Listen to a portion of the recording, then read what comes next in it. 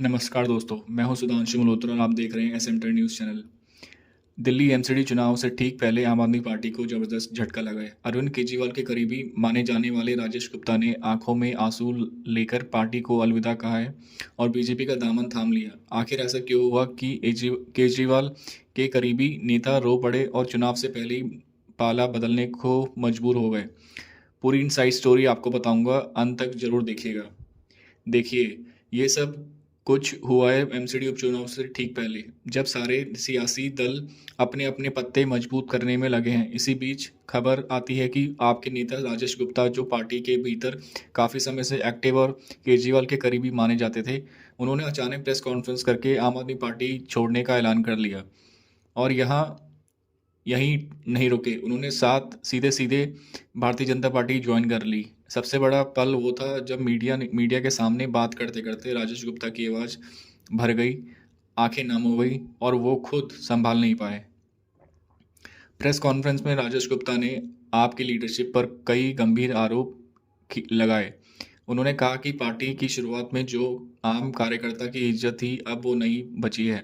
उन्होंने ये भी इशारा किया कि पार्टी के अंदर आज टिकट, पद और फैसले कुछ चुनिंदा लोगों तक सीमित हो गए हैं। उनका कहना है कि कई सालों की मेहनत के बाद भी उन्हें ना तो सम्मान मिला, ना सुनवाई।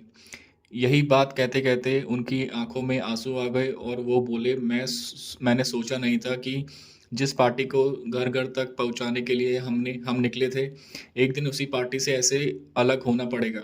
इसके बाद उन्होंने बीजेपी में शामिल होने का ऐलान किया और कहा कि अब वो प्रधानमंत्री मोदी और बीजेपी की नीतियों के साथ खड़े हैं। और सबसे बड़ा सवाल है कि इस पूरी एंट्री में सब किसको फ़ायदा होगा? देखिए, टाइमिंग समझिए। एमसीडी उपचुनाव से ठीक पहले आपके अंदर से ही ये मैसेज जाता है कि पार्टी से अब ठीक नहीं चल रहा है।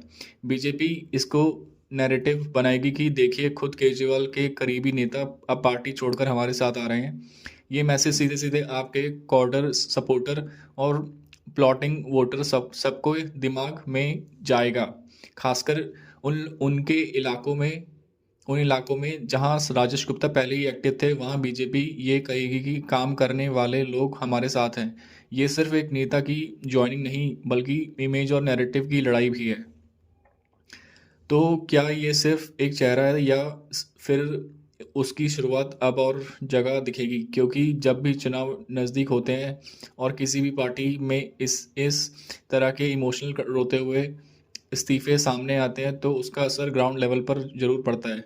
आम आदमी पार्टी की ईडी, सीबीआई फंडिंग, गिरफ्तारियां और केसों के घेरे में की वजह में दबाव में हैं और अब पार्टी के अंदर नाराजगी खुलकर सामने आने लगी है। एमसीडी चुनाव में से सब मिलकर आपके लिए टफ सिचुएशन तैयार कर सकती है।